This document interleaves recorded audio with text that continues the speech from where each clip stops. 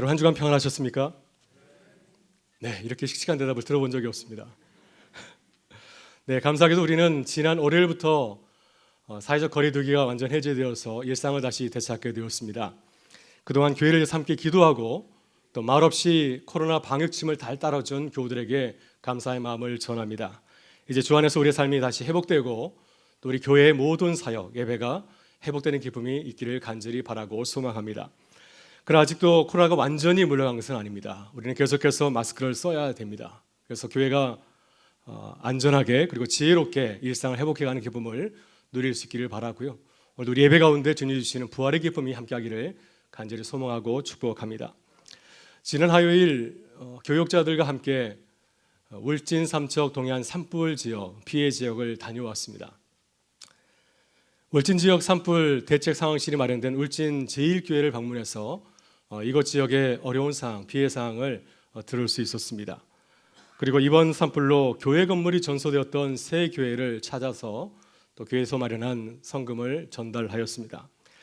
이번 울진, 삼척, 동해안 산불 피해 지역의 총 면적은 서울 지역의 3분의 1에 해당이 됩니다.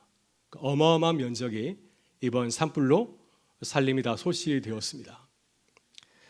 앞으로 회복하기까지는 적어도 20년 정도 걸린다고 하더라고요. 그곳을 가보니 산야에 갈색으로 변한 곳들이 참 많았습니다. 이곳 지역의 대표적인 나무가 소나무인데 소나무가 이제 산불로 죽어서 갈색으로 변해 있는 안타까운 모습을 보게 되었습니다. 이번에 우리 교회가 성금을 지원한 대만교회, 성내교회, 호사나 교회는 교회 건물이 전소된 교회들입니다. 호사나 교회 아까 영상을 통해서 보았지만은 교회 벽만 앙상하게 남아있고 나머지 부분은 다 잿더미로 변하였습니다. 근데 참 감사하게도 이번에 한국교회가 이 지역을 바라보면서 많은 사랑을 쏟았습니다. 전소된 교회 건물을 다시 세워주기로 하였고요. 그리고 이곳 지역을 복구하기 위해서 많은 사랑을 지원하였습니다. 울진 지역 성도님과 또 목사님들이 감격하였습니다. 큰 위로를 받았습니다. 그래서 앞으로 열심히 이 지역을 위해서 전도하고 선교하겠다고 다짐도 하였습니다. 그동안 이 지역은 불교 또 유교의 영향이 워낙 강화해서 복음의 많은 열매를 맺지를 못하였습니다. 그런데 이번에 울진 지역에 보여준 한국교회의 뜨거운 사랑을 경험하고 교회를 바라보는 지역 주민의 시선이 달라졌다고 합니다. 그래서 이번 산불로 울진 지역을 전도할 수 있는 좋은 기회를 맞이했다고 감사하였습니다. 그래서 처음 내려갈 때는 마음이 좀 어려웠지만 어느 정도일까 하는 걱정하는 마음을 가지고 내려왔지만은 돌아올 때는 감사한 마음으로 올라왔습니다. 산불로 많은 교회가 전소되었지만 다시 교회를 세울 수 있는 하나님의 은혜를 그들에게 주신 것 같습니다.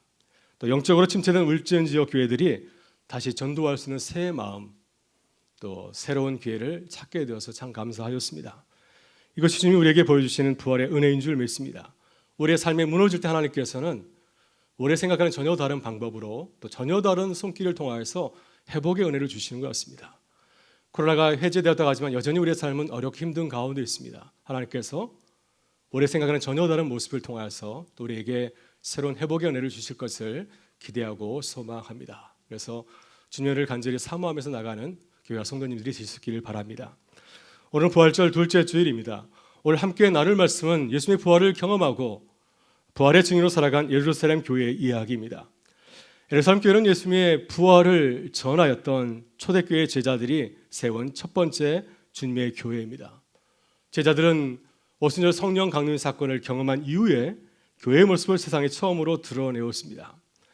예루살렘 교회는 어떤 분들이 모여있는 곳인가요? 예루살렘 교회는 유대사의 높은 신부가 지위가 있는 엘리트로 이루어진 공동체는 아닙니다. 오히려 정반대였습니다. 사도행전 4장 13절을 보게 되면 사람들이 예수님의 제자 요한과 또 베드로를 바라보면서 어떻게 말하였습니까? 학문 없는 범인이라 말하였습니다. 이렇게 증거합니다. 그들이 베드로와 요한을 담대하게 말함을 보고 그들은 본래 학문 없는 범인으로 알았다가 이상 여기며 또 전에 예수와 함께 있던 줄로 알고, 학문 없는 범인, 이것은 제자들을 칭찬하는 말이 아닙니다. 그들은 글도 모르고 배우지 못한 사람들이라고 하는 그런 뜻을 담고 있습니다. 사도행전 2장 7절을 보게 되면 이제 제자들이 오순절 성령 강림 사건을 경험하고 드디어 이제 거리로 나와서 복음을 전하지 않습니까? 그래서 그들의 모습을 보면서 많은 사람들이 그렇게 말하였습니다. 저들은 갈릴리 사람이 아닌가? 다 놀라 신기하게 여기르되 보라, 이 말하는 사람들이 다 갈릴리 사람이 아니냐? 갈릴리 사람은 칭찬하는 말이 아니죠. 변두리 갈릴리에서 예수를 믿고 따른 시골 사람, 시골 출신 제자들이라고 하는 그러한 멸시적인 표현이 담겨 있는 말입니다. 물론 초대교회는 사회적으로 높은 신분과 지위를 가진 분들도 있었습니다. 예를 들면은 요한의 어머니, 마가 요한의 어머니 마리아는 다락방이 달린 큰 주택을 소유하고 있었습니다. 처음 교회 이곳에서 모이게 되었죠. 또 예수님의 장사를 도와준 자신의 무덤을 기꺼이 내주었던 아리마대 요셉은 사내들의 의원으로서 유대사의 지도급 인사였습니다. 바나바는 자신의 재산을 교회를 위하여서 내놓을 정도로 아주 유복한 자산가였습니다. 따라서 예루살렘 교회는 정치, 경제, 사회적으로 다양한 계층의 사람들이 모인 곳입니다. 공동체의 구성원들이 저마다 다르니 어떠했을까요? 사회 경제적으로 불균형이 존재했을 것입니다. 갈등이 있었을 거예요. 문제가 있었을 것입니다. 이것이 교회가 직면한 상황이었습니다.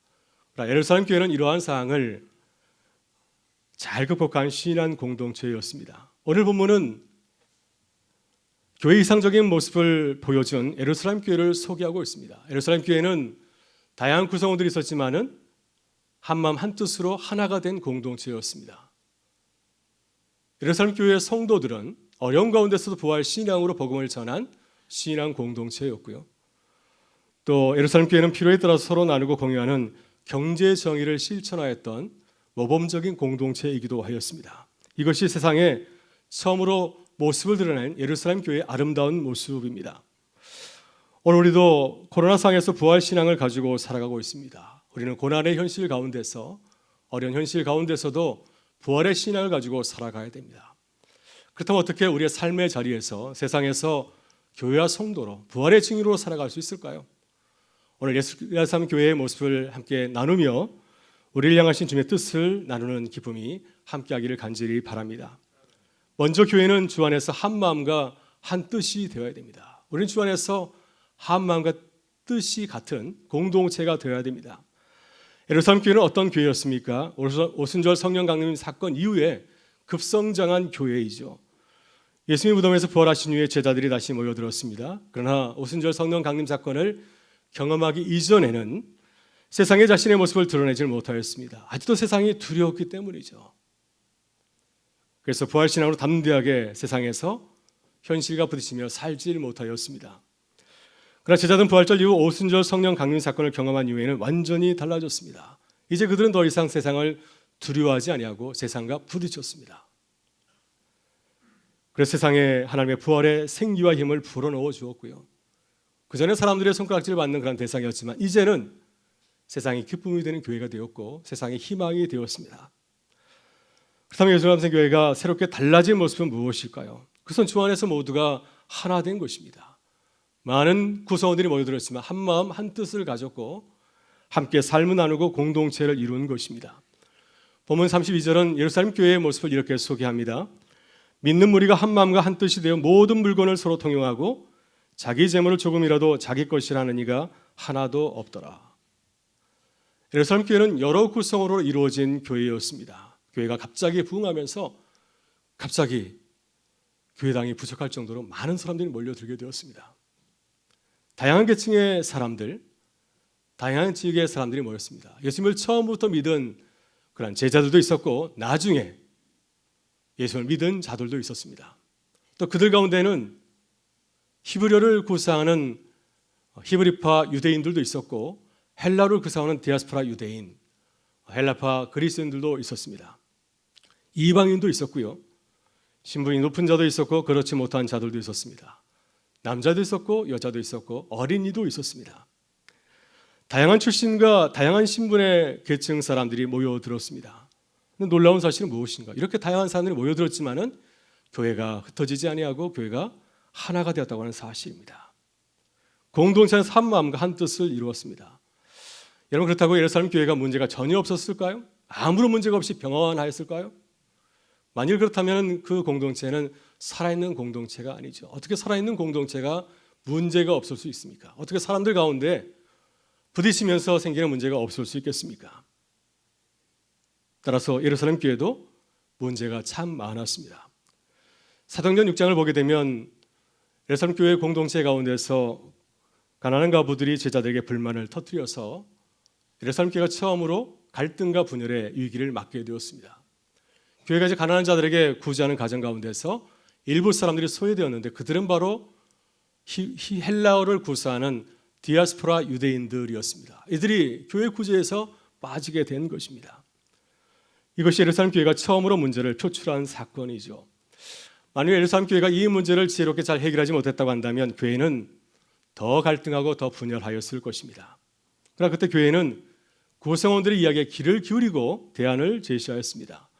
교회가 제시한 대안이 무엇인가? 해결책이 무엇입니까? 7 집사를 선출한 것입니다. 예루살렘 교회는 이런 문제를 발생한 원인을 잘 진단하고 해결책을 강구하였습니다. 이런 문제를 연구하면서 해결하면서 기도하면서 발견한 원인이 무엇인가요? 이런 문제가 발생한 것은 제자들의 사역이 너무 과중하다고 하는 것입니다. 교회는 점점 커져가고 많은 교우들이 모여들고 있는데 이 모든 교회 문제를 해결한 사람은 11명의 제자뿐이었습니다. 소수의 인원이 많은 사람들을 케어하다 보니까 자연스럽게 목회에 구멍이 생긴 것입니다. 그래서 예루살렘 교회는 제자들의 사역을 정리하기로 했습니다. 11명의 제자들은 말씀 사역과 복음 전도 사역에 집중하기로 하였고 또 새롭게 선출된 7명의 집사들이 그의 모든 목회 사역, 실천적인 부분을 감당하기로 한 것입니다. 그래서 교회는 문제를 아름답게 해결하고 하나가 다시 될 수가 있었습니다. 여러분 그렇습니다. 많은 사람들이 모인 것이 바로 교회이죠. 많은 사람이 모이다 보니까 생각이 저마다 다르고 문제가 일어날 수밖에 없습니다. 문제가 일어나지 않으면 그것은 교회가 아니죠. 여러분 생각해 보시면 코로나가 처음 발생했을 때 교회는 예배 문제로 여러 가지 의견이 충돌한 적이 있습니다. 갑자기 예배를 드리지 못하게 되었습니다. 그때 대면 예배를 고집하는 분들도 있었고 또 비대면 예배를 주장하시는 분들도 있었습니다. 그래서 교회가 한동안 굉장히 시끄러웠습니다. 그때 한국교회는 예배에 관해서 연구하고 기도하였습니다. 그래서 이렇게 연구하고 기도한 결과 비대면 예배의 중요성을 깨닫게 되었고 그래서 온라인 예배, 대면 예배와 또 비대면 예배를 함께 드리게 된 것입니다.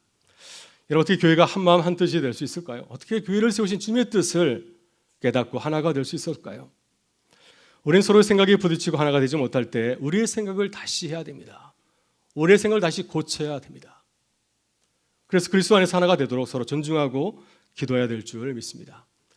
지난주 국민일보를 보면서 우리 사회를 바라보면서 어떤 분이 글을 하나 올렸더라고요.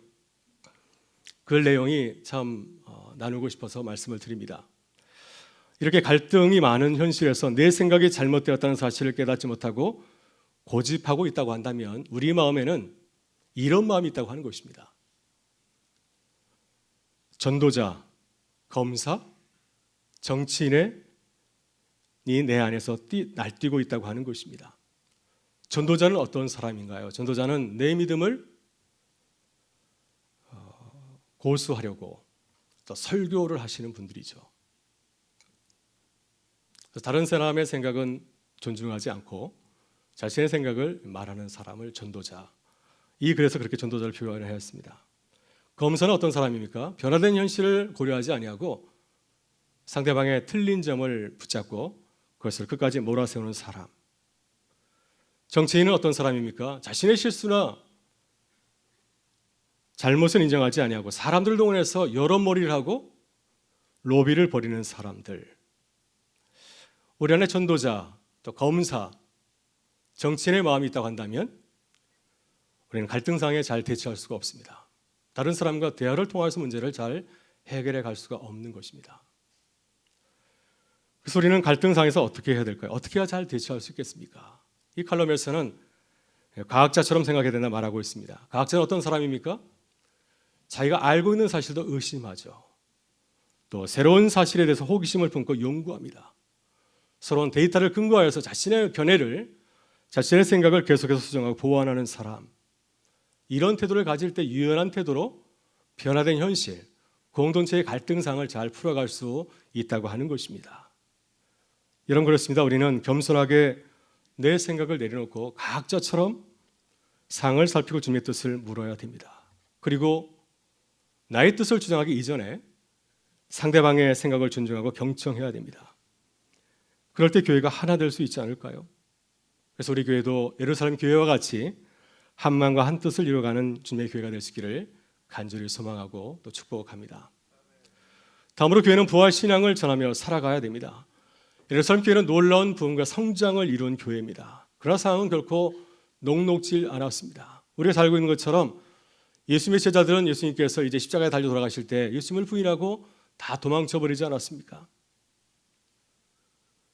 그들은 주님의 부활을 경험하고도 세상을 두려워하였습니다. 자신의 신분을 드러내기를 주저하였습니다. 혹시 나도 예수님처럼 박해를 받지 않을까 생각하였습니다. 용감한 용사이기보다는 겁쟁이로 전락하여 있었습니다. 우리는 그들의 입장과 처지를 충분히 공감할 수가 있습니다. 예수님 십자가에서 처형을 당하였으니 그를 따르는 우리에게 당연히 어려움이 찾아오지 않겠습니까? 또 당시 세상은 제자들의 존재를 무시하였습니다. 그들을 존대한 것이 아니라 그들을 갈릴리 사람들이라고, 학문 없는 사람이라고, 무식한 사람이라고 그들을 멸시하였습니다. 그래서 그들은 자신의 모습을 감추고 다락방에 숨어서 기도한 것이죠. 여러분, 그렇다면 어떻게 예루살렘 교회가 새롭게 달라지게 되었을까요? 어떻게 고난의 현실 가운데서도 교회의 모습을 당당히 드러낼 수 있었을까요? 오늘 본문은 그 이유를 이렇게 증거하고 있습니다. 본문 33절의 말씀입니다. 사도들이 큰 권능으로 주 예수의 부활을 증언하니 무리가 큰 은혜를 받아.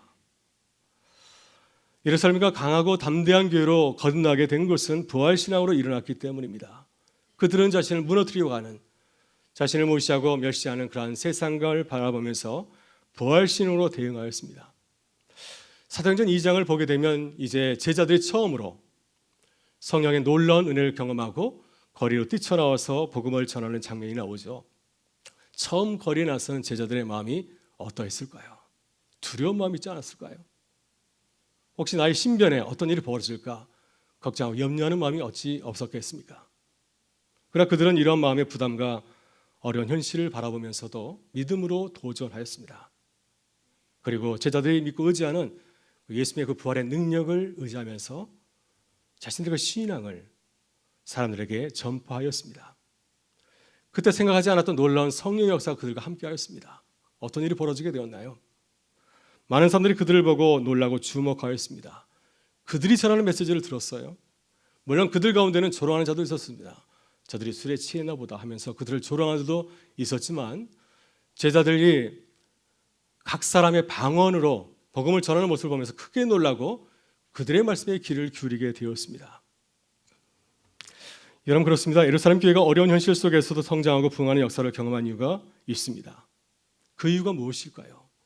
우리는 그 이유를 곰곰이 생각해 보아야 됩니다. 어떻게 저들은 어려운 현실 가운데 다시 일어설 수 있었을까? 그 힘이 무엇일까? 우리는 곰곰이 생각해 보아야 됩니다. 그것은 교회가 고난을 두려워하지 아니하고 부활 신앙으로 대응하였기 때문이죠. 성령 안에서 주님이 주신 은혜를 나누려고 하는 마음을 가지고서 세상으로 나아갔기 때문입니다. 그래서 세상은 그들을 바라보면서 깜짝 놀라게 되었고 또 그들을 통해서 복음을 듣는 놀라운 역사가 일어나게 된 것입니다. 사사기 14장을 보면 삼손의 이야기가 나옵니다. 딥나의 포도로 내려가는 삼손의 이야기가 나오는데요. 그 내용이 어떤 것이죠?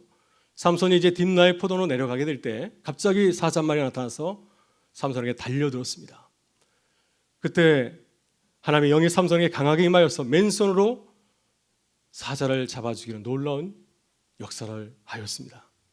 그러며 주리아 삼손은 자신이 죽인 사자가 어떻게 되었는지 궁금해서 왔던 길을 다시 되돌아갔습니다. 그랬더니 참 신기한 것을 보고 경험하게 되었습니다. 자신이 죽였던 사자의 주검에 벌떼가 우글거리고 있었고요. 또 그 안에는 달콤한 꿀까지 있었습니다. 그래서 삼손은 이게 웬 떡인가 해서 그 꿀을 맛보게 되었고요. 너무 맛있어서 자신의 아버지, 어머니에게도 갖다 드리게 되었습니다. 여러분, 이 장면은 하나님의 사사 삼손의 삶을 잘 보여줍니다. 삼손의 삶은 어떤 삶이었나요? 항상 그에게는 원수가 있었습니다. 원수 블레셋 사람들이 그를 죽이려고 늘 달려들었습니다.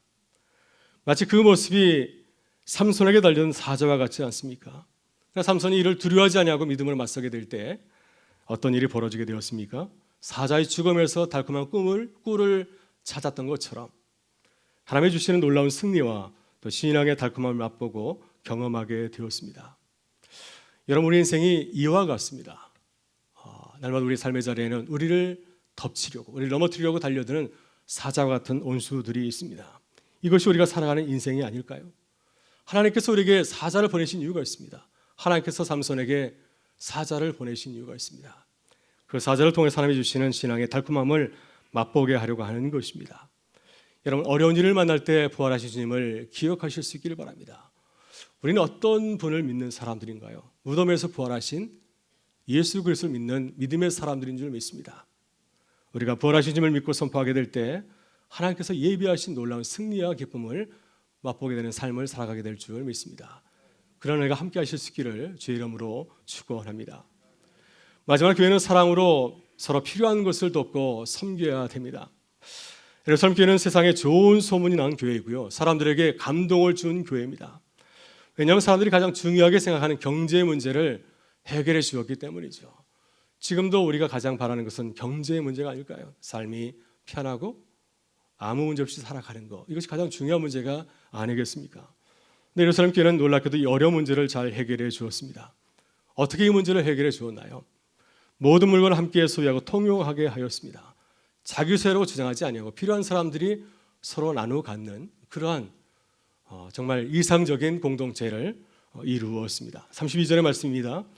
믿는 무리가 한 마음과 한 뜻이 되어 모든 물건을 서로 통용하고 자기 재물을 조금이라도 자기 것이라 하는 이가 하나도 없더라. 사도행전 2장 43절과 44절도 초대교회의 모습을 이렇게 소개하고 있습니다. 서로 물건을 공유하고 통용하는 사실을 이렇게 전하고 있습니다. 믿는 사람이 다 함께 있어 모든 물건을 서로 통용하고 또 재산과 소유를 팔아 각 사람의 필요를 따라 나누어 주며. 예루살렘 교회는 이 문제를 잘 해결하고 또 좋은 본을 보여준 사람을 소개하고 있지 않습니까? 그래서 오늘 본문을 보게 되면 바로 그 사람은 바나바이죠. 바나바는 나중에 바울과 함께 이방인 선교에 헌신한 제자이기도 합니다. 근데 그는 자신의 밭을 팔아서 그것을 교회 앞에 내놓았습니다. 가난한 사람들이 그것을 필요에 따라 사용할 수 있도록 기꺼이 자신의 재산을 내놓은 것입니다. 어떻게 바나바는 이렇게 놀라운 사랑을 실천할 수 있었을까요? 어떻게 예루살렘 교회의 성도들은 자신의 소유를 자기 것이라 주장하지 아니하고 서로 나누고 통용할 수 있도록 허락하였을까요? 우리는 예루살렘 교회의 이야기를 다른 이야기, 아주 오래전에 초대교회 이야기로 돌리지 말고 우리 이야기로 한번 생각을 해봐야 됩니다. 어떻게 우리도 주님의 사랑을 함께 나누며 또 공유하며 실천할 수 있을까? 어떻게 세상이 부러워하는 그러한 교회를 이룰 수 있을까? 한번 고민해 봐야 됩니다. 기도해 봐야 됩니다. 분명한 것은 예루살렘 교회는 부활하신 주님을 확실하게 믿은 것 같습니다. 우리는 하나님의 것과 우리의 것 사이에서 살아가지 않습니까? 모든 것이 하나님의 것이지만 우리는 나의 것이라고 주장을 하고 또 내가 가진 것 주님의 뜻대로 사용하기보다는 내 생각대로 내 뜻대로 사용할 때가 참 많이 있습니다. 이것이 예루살렘 교회와 우리의 차이가 아닐까 생각이 듭니다. 그러나 바나바는 나의 소유를 내 것이라 말하지 아니하고 하나님의 것이라 생각하였습니다. 하나님이 내게 주신 것 주님의 것이니 자신의 소유했던 밭을 팔아서 주님의 교회와 주님의 사람들에게 내놓은 것입니다. 이 마음이 진정하고 진실하였기 때문에 많은 사람들이 감동하였고 또 그것을 바라보는 많은 무리가 이제 주님의 사랑을 함께 나누기 위해서 교회에 찾아오게 되는 역사가 일어나게 된 것입니다. 지난주 국민일보에 눈길을 끈 글이 하나 있었습니다. 돈은 돌고 돌아야 제맛이다. 이런 제목으로 실린 글이었는데요. 이 글은 신앙인의 글입니다. 현직에서 물러난 한 신앙인이 올린 글입니다.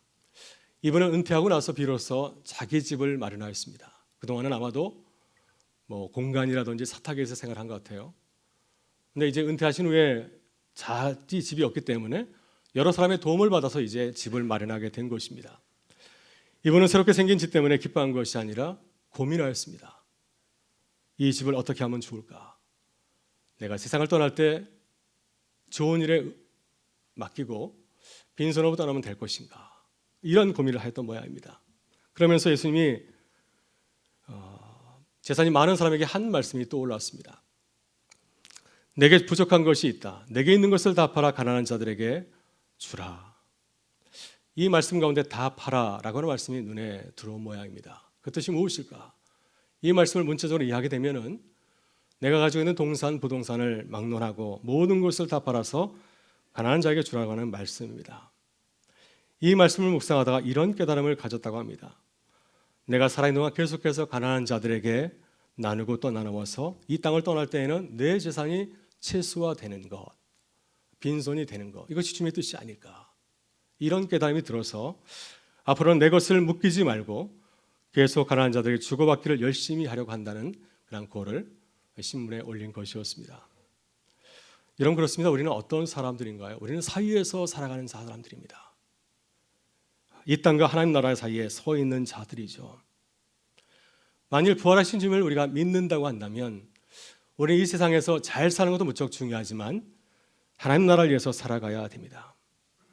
그래서 우리의 소유도 가난한 자들에게 주고 나눈 일에 기뻐해야 됩니다. 이것이 부활하신 주님이 교회를 세우시면서 우리에게 당부하신 모습이 아닐까 생각이 듭니다. 따라서 예루살렘 교회처럼 주님이 주신 소유, 주님의 뜻대로 아름답게 사용하기 위해서 힘쓰는 교회와 성도가 되실 수 있기를 주의 이름으로 축원합니다.